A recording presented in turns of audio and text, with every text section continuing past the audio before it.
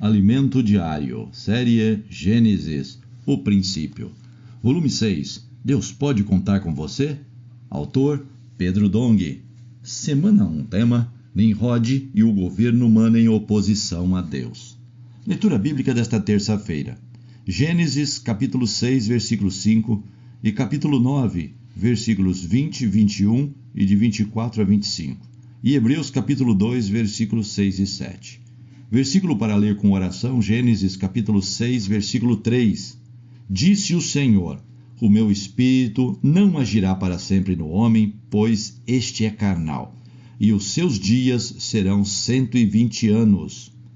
A inaptidão do governo da consciência e do governo humano. A linha do governo de Deus está presente ao longo de toda a Bíblia. Ela também nos revela que Deus faz sua obra por meio de sua palavra. Deus criou o homem para governar e dominar a terra. Por si só, o homem não tem capacidade para exercer essa função, razão pela qual Deus plantou no meio do jardim do Éden a árvore da vida. O homem não é uma criatura mais capaz e perfeita que Deus criou. Fomos criados um pouco menor que os anjos, em capacidade e poder, como nos diz Hebreus capítulo 2, versículos 6 e 7. Contudo, fomos criados com uma capacidade especial, a de conter Deus. Fomos feitos assim para evidenciar que Deus é o único capaz de realizar todas as coisas, não nós. Ao criar o homem do pó da terra, Deus soprou em suas narinas o fôlego de vida e esse fôlego, entrando no homem, tornou-se o espírito humano. O espírito humano é o órgão concebido para possibilitar ao homem contatar a Deus e recebê-lo para dentro de si.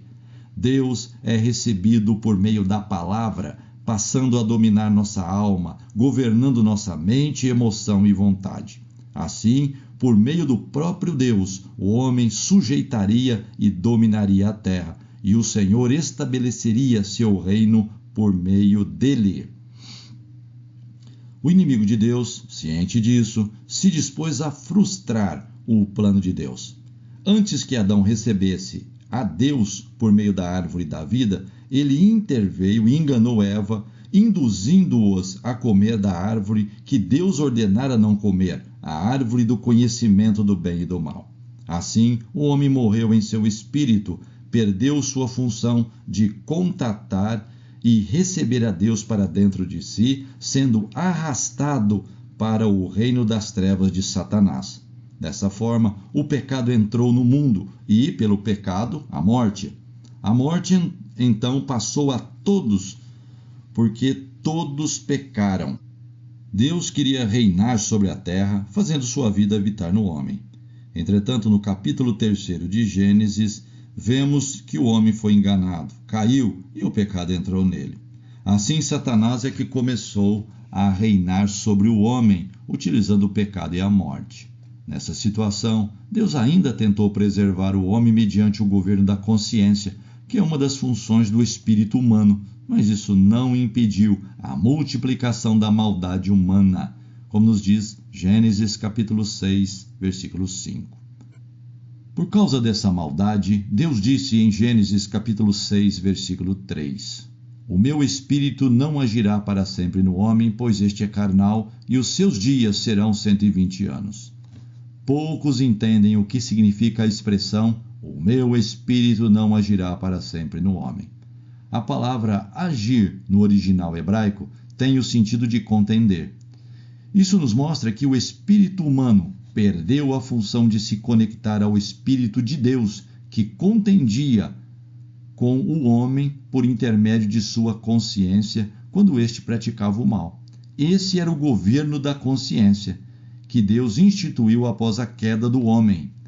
Contudo, tal governo não funcionou adequadamente, pois mesmo sendo advertido, o homem continuou praticando o mal, ignorando a advertência da consciência. Isso é o que aconteceu antes do dilúvio. Quando Noé saiu da arca, Deus o estabeleceu como autoridade delegada sobre a humanidade. Mesmo assim, é evidente que o governo humano também não funciona satisfatoriamente. Fora da igreja, ainda estamos sob o governo humano. Em qualquer país, instituição ou entidade, temos um governo humano que é falho e imperfeito. Somente o governo de Deus é perfeito. Mas onde está esse governo na terra hoje? Está na igreja. Deus governa a igreja por meio da palavra. A palavra traz a própria presença de Deus, sua autoridade e direção. Após sair da arca, ocorreu um episódio que nos mostra como o governo humano está sujeito a disputas e rebeliões. Noé plantou uma vinha e se embriagou, como nos diz Gênesis capítulo 9, versículos 20 e 21. Cã, o filho mais novo, expôs a nudez do pai a seus irmãos.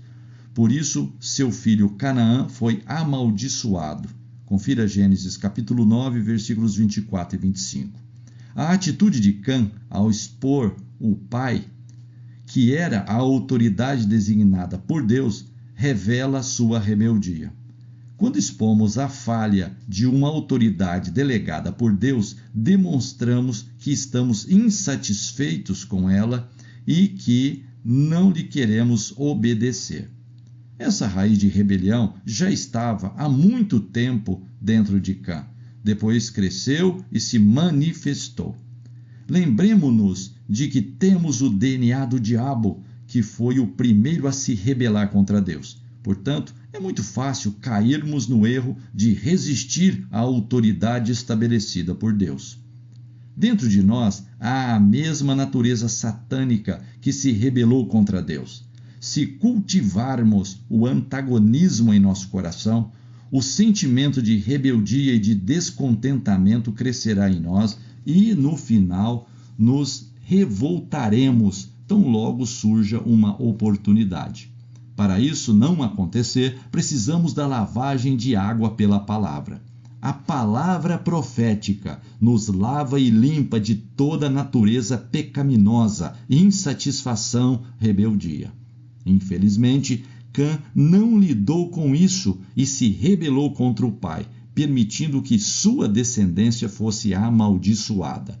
Que o Senhor nos lave por meio da água da palavra, purificando-nos de toda insatisfação e rebelião. De acordo com o texto que você acabou de ouvir, anote a luz na palavra, uma direção e também uma admoestação. Releia esses pontos durante o dia e também, se possível, compartilhe-os com outras pessoas.